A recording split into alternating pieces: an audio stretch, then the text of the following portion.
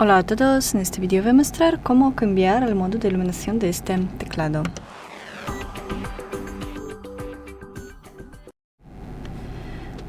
Para hacerlo tenemos que mantener presionando al mismo tiempo la tecla Fn y esta tecla de aquí.